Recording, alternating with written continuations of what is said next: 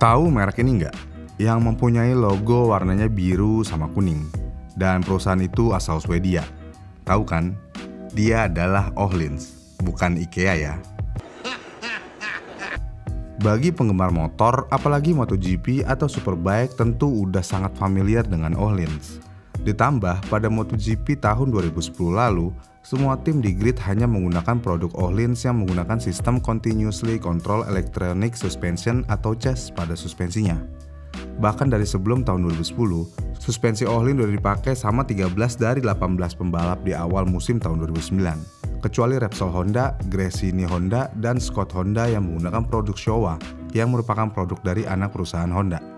Namun lucunya, Andrea Dovizioso dari Repsol Honda dan Randy Depuniet murtad nih, yang tadinya dia menggunakan Showa langsung menggunakan Öhlins pada pertengahan musim tahun 2009. Benar-benar udah diakui banget nih Öhlins sama pembalap kelas dunia. Bahkan untuk tim Honda sendiri lebih memilih Öhlins daripada Showa. Cukup lucu memang. Tapi balik lagi, kualitas tidak akan membohongi performance. Dan pertanyaannya, bagaimana ini semua terjadi? Apakah Öhlins adalah merek baru dan langsung terkenal begitu aja? Jawaban singkatnya adalah ya enggak. Sama seperti part aftermarket lainnya seperti Brembo yang udah kita bahas di channel Fusebox, Öhlins udah mulai bisnisnya sejak lama, yang mana perusahaan ini didirikan oleh seorang motorcrosser yang cukup hebat sebenarnya. Namun prestasinya biasa-biasa aja. Siapa dia? Dia adalah Ken Öhlins. Kenapa Ken Öhlins disebut sebagai motorcrosser yang tidak memiliki prestasi yang gemilang? Ya ini karena dibuktikan dengan ketidakmampuan Öhlins menembus kejuaraan bergengsi GS Track. Jadi gara-gara nggak tembus kejuaraan itu, Ken Öhlins bisa dibilang menjadi motorcrosser yang biasa-biasa aja. Namun prestasi yang melempem di ajang motocross tidak berlaku ketika ia mulai membantu orang lain dengan memodif motor-motor tersebut. Ya ini semua terjadi karena sebelum memulai perusahaan Öhlins pada tahun 1976, Ken Öhlins telah membuat beberapa part sebenarnya, seperti knalpot, mesin dan tentu aja shock breaker. Ketika Ken Öhlins menyadari hal tersebut, yang mana karirnya biasa-biasa aja, dan dia suka membantu orang lain untuk memodif motornya, akhirnya Ken Öhlins memutuskan untuk membuat perusahaan khusus part aftermarket pada tahun 1976. Dan ketika perusahaan didirikan, Ken langsung berbicara dengan akuntan pribadinya. Ya ini karena banyak uangnya mandek nih, mesinnya kurang laku dan knalpotnya juga kurang laku. Dan kata akuntannya, Ken harus memfokuskan tujuannya. Jadi dia harus pilih nih, mau fokus di knalpot, mesin, atau shock absorber.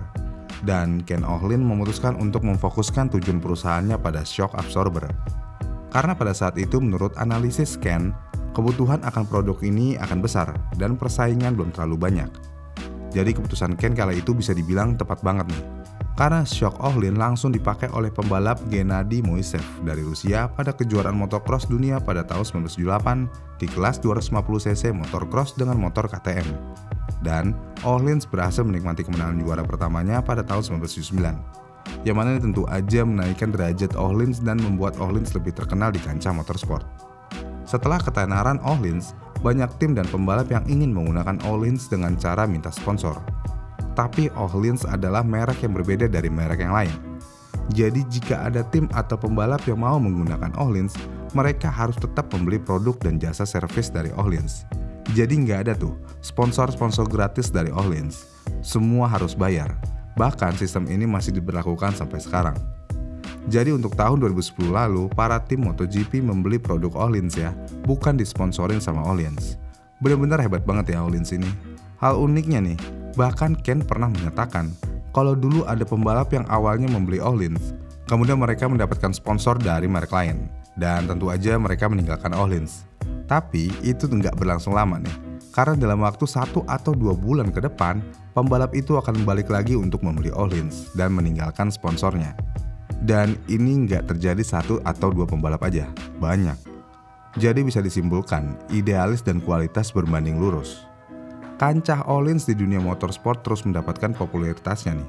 Ketika Neil Hudson berhasil memenangkan kejuaraan dunia dengan motor Yamaha MX250 pada tahun 1981. Öhlins memang identik banget sama motocross, tapi Ken ingin mengembangkan itu semua. Yang mana dia nggak mau produk Öhlins terlalu terfokus sama satu motorsport aja. Jadi Öhlins mengembangkan suspensi untuk motor balapan aspal. Dan seperti biasa, Öhlins langsung bisa merasakan kemenangan pertamanya di trek aspal pada tahun 1983 dengan Carlos Lavado dengan motor Yamaha RR250. Kemudian pada tahun 1984, Öhlins menciptakan fork MTB pertama mereka dan berlanjut hingga ke shock juga.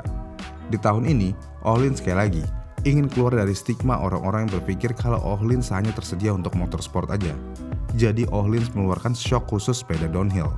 Dan sekali lagi, Öhlins menjadi pilihan dari banyak pembalap kala itu.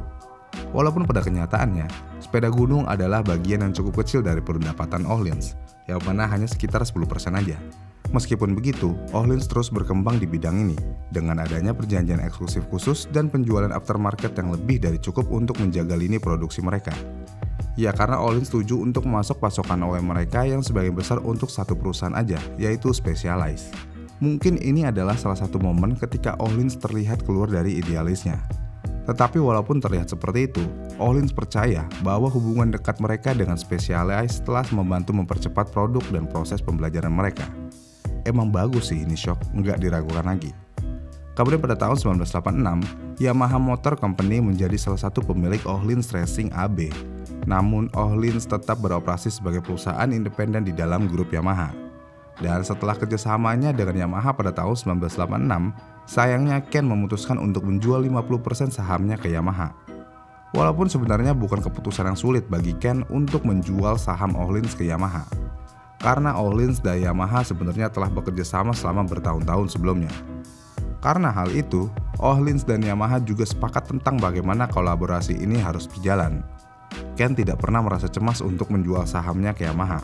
Malah Ken melihat keuntungan dari kerjasama ini, yang mana Öhlins bisa berkolaborasi dengan perusahaan multinasional. Bahkan setelah kerjasama dengan Yamaha berlanjut, Öhlins jauh lebih berkembang.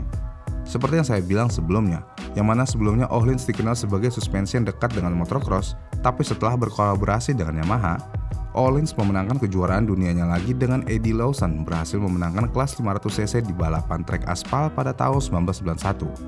Bahkan pada tahun 1993, Öhlins berkembang untuk mendukung suspensi roda 4. Nggak tanggung-tanggung, Öhlins langsung dipakai oleh Nigel Mansell dan langsung memenangkan kejuaraan dunia kart. Gila banget ya. Kesuksesan Öhlins terus meningkat dan peran Ken Öhlins sendiri dalam perusahaan telah berubah selama bertahun-tahun. Pada awalnya dia adalah otak di balik produk, tapi saat ini dia lebih sebagai laba-laba di dalam jaring yang memimpin perusahaan ke depan. Dan untuk terus menjadi pemimpin pasar, Öhlins menginvestasikan setiap tahun sekitar 16% dari omset untuk mengembangkan produk baru.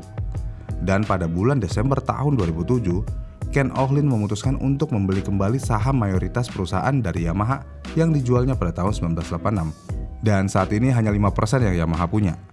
Kemudian tahun 2008, Öhlins mengeluarkan Electronically Controlled Suspension dan langsung digunakan di kejuaraan WSBK.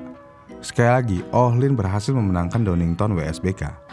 Kemudian pada tahun 2009, Öhlins mengeluarkan suspensi khusus mobil jalan raya dan trek secara global. Dan di tahun yang sama, Öhlins mengeluarkan Öhlins Mechatronic di motor Ducati Multistrada 1200S. Dan di tahun itu juga, Öhlins telah berhasil menjual 1 juta lebih chest valve, pencapaian yang luar biasa untuk Öhlins. Kemudian pada tahun 2010, Öhlins mengeluarkan dual ride height system untuk Ferrari. Lalu pada tahun 2011, Öhlins mengeluarkan part aftermarket untuk motor BMW R1 200 GS. Dan di tahun ini, 2 juta chest valve berhasil terjual. Kemudian di tahun 2012, Öhlins sekali lagi mengeluarkan Mechatronic pada Ducati Panigale. Dan di tahun yang sama, Öhlins udah memenangkan 300 kejuaraan dunia. Kemudian pada tahun 2014, sekali lagi Öhlins mengeluarkan Mechatronic Smart EC untuk motor Ducati Panigale 1299S dan Yamaha R1M. Kancah Öhlins benar-benar menjadi perusahaan shock absorber terdepan. Kalau dilihat dari sejarahnya Öhlins, Ken adalah orang yang bisa membawa Öhlins sampai sejauh ini dengan pikiran idealisnya. Segitu aja video kali ini. Kalau kalian tim Öhlins atau bukan nih, komen di kolom komentar di bawah ya. Jangan lupa like dan subscribe channel ini. Terima kasih sudah menonton, sampai jumpa di video selanjutnya.